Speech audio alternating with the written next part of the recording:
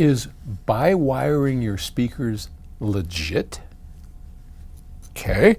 Aditya in Kolkata, West Bengal, India is asking the question. He says, Paul, are the concepts of passive biamping or bi-wiring in most multi-channel AV receivers just myths to feed the placebo to sell more cables?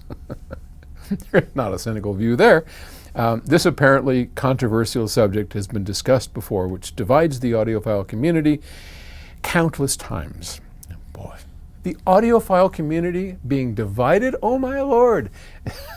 We're always divided. That's how we like it. I would like the opinion of a renowned engineer, and if you find one, let me know, like you with years of experience in the process of design and manufacture of quality audio products. Okay. Is it legit? Yeah, it's legit. Is it something that I do? No. But let me explain to you, how that all came to be, and you'll have to decide for yourself how legit it is. Years ago, in the dawn of high-end audio, there was no such thing as anybody paying attention to speaker cables. I remember the very first time in the mid-1970s that I even heard a demonstration. I mean, we all just use zip cord, which is lamp cable, right? Just, in fact, Pacific Stereo stores and all that, they sold it by the roll. You just pull off however much speaker cable you wanted, and it was the same stuff you hook a lamp up with. And no one ever thought about cables. So one day, Stan and I, my partner, the Paul and Stan, drove down to Santa Ana, where a guy named Mike Moffat, who later with Neil Sinclair started a company called Theta. Neil owned a store, Absolute Sounds, in Santa Ana, California, and Mike Moffat was their technician. So we went and we're trying to sell our phono preamp to these guys. They eventually became our first dealer. And anyway, there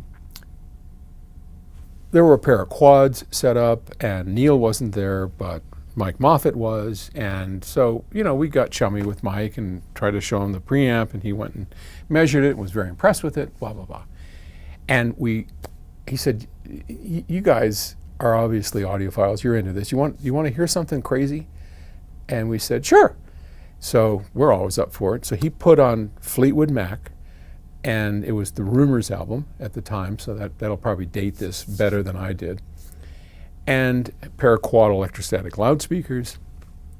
We sat down and he played for us a track. I don't remember what it was. And then he said, okay, now I'm going to do something. I'm going to tell you what I'm going to do. I'm just going to do something. So he got behind the speaker and he did something. And he got behind the amplifier and he did something. And Stan and I are just sitting there going, And he turned it on and our jaws dropped. Like, holy crap, what just happened? All of a sudden, it was like somebody pulled veils off of the speaker. And we said, well, what'd you do? And he goes, I'm not going to tell you what I did. He said, do you want me to put it back? Yeah. So he went behind the speaker, went behind the amp, hooked it back up again.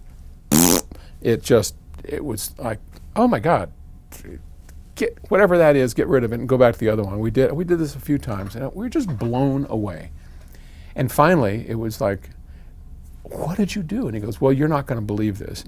And he holds up a zip cord and a pair of what would wind up becoming Polk sound wire, but at the time they were called Cobra cables, and it was Litz wire, big, thick, very, very thin, stranded wire. And I think they braided it or something, I don't remember. But anyway, it was called Cobra cable. And the difference was 100% in the cables. And that was the first time we ever heard that. And back then, that was at the very beginning. Back then, before anybody knew anything about what they were doing in terms of cable manufacturing and designing, you had cables that sounded terrific on the treble and the upper end, but sounded like crap on the bass and the opposite.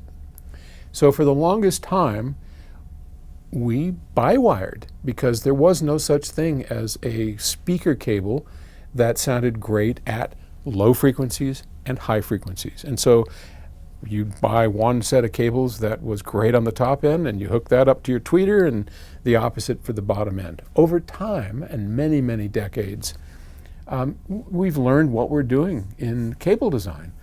And now there are great cables out there that handle bass and top end and mid-range perfectly.